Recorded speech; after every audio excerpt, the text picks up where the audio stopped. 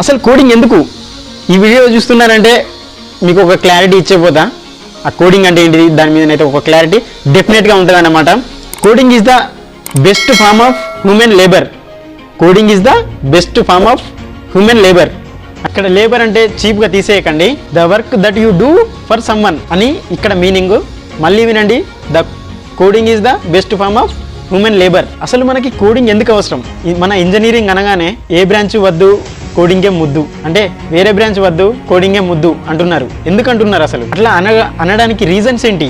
అసలు అందరికీ టెక్ జాబ్సే ఎందుకు కావాలి? మీరు ఇంజనీరింగ్లో చూసినా, బీటెక్లో చూసినా, సిఎస్సి తీసుకున్నా, ఈసీ తీసుకున్నా, మెకానికల్ తీసుకున్నా, ఆటోమొబైల్ తీసుకున్నా, మెటీరియల్ సైన్స్ అండ్ మెటలర్జీ అందరూ కోడింగ్ చేసుకుంటూ ఐటీ జాబ్స్ కొట్టుకుంటున్నారు.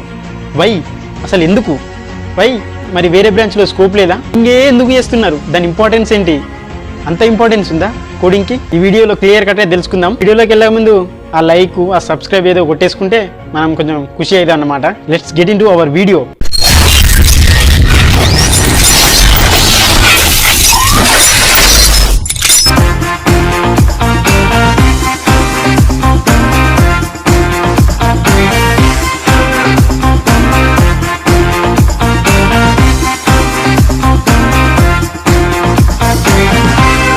ఇవన్నద్దు పాయింట్కి రా బ్రో.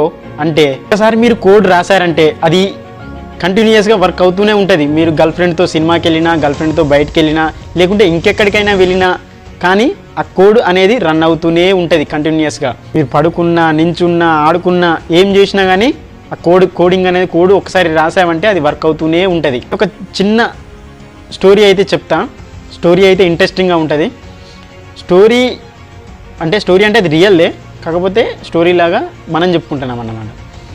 స్టోరీ వచ్చేసరికి అది ఆల్మోస్ట్ ఒక మూవీలో ఉంది. మూవీ నేమ్ అయితే నాకు తెలియదు భయ్య, ఎందుకంటే మూవీ నేమ్ నేను గుర్తుంచుకోలేదు. ఆ స్టోరీలో మనం ఒకసారి వరల్డ్ వార్ 2కి వెళ్ళేస్తాం. ఓపెన్ చేస్తే ఎక్కువైందా? ఓకే. కానీ 1940s we are in world war 2. మన వరల్డ్ వార్ 2లో మెయిన్ ఎనిమీ ఏంటి? జర్మనీ. ఇంగ్లాండ్ వాళ్ళు ఎలాగైనా కానీ జర్మనీని గెలవాలి అనేసి చాలామంది సైంటిస్ట్ని, మ్యాథమెటిక్స్ని, ఇంకా వేరే వాళ్ళని అందరినీ, కొంచెం ఇంటెలిజెన్స్ ఉన్న వాళ్ళని అందరినీ పిలిచి వార్ గెలవడానికి ఆ సైంటిస్ట్స్ ఎందుకు, ఆ మ్యాథమెటిషియన్స్ ఎందుకు, ఆ ఇంటెలిజెన్స్ ఫెలోస్ ఎందుకు అనే డౌట్ మీకు వస్తుంది, నాకు తెలుసు. వినండి, లిజన్. రోజుల్లో కమ్యూనికేషన్ అనేది చాలా ఇంపార్టెంట్. అందరూ ఎన్క్రిప్టెడ్ మెసేజ్లో మాట్లాడుకునేవారు. బట్ జర్మనీ నెక్స్ట్ లెవెల్కి వెళ్ళిపోయింది. కోడ్ని, వాళ్ళ మెసేజ్ని తెలుసుకోవడం అనేది చాలా కష్టమైంది.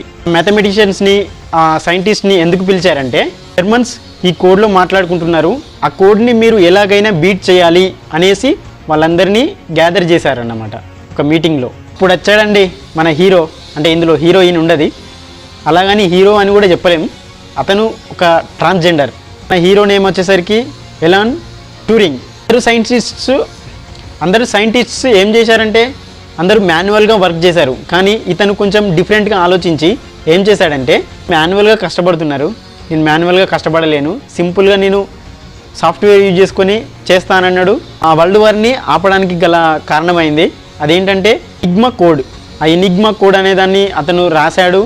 సో నేను అందరిలాగా నేను మాన్యువల్గా వర్క్ చేయాలని అనేసి అతను ఒక కోడ్ కనిపెట్టి ఆ కోడ్ తోటి ఆ వరల్డ్ వార్ 2 అనేది ఆపేశాడనమాట.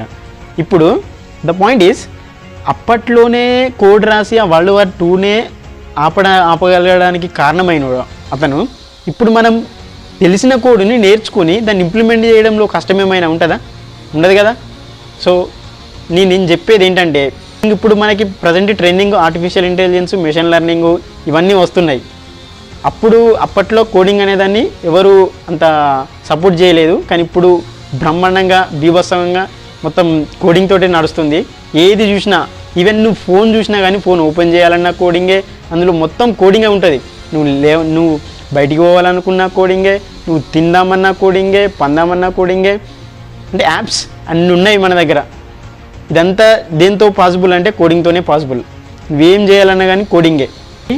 కోడింగ్ చరిత్ర అయితే ఇట్లుంటుంది అన్నమాట.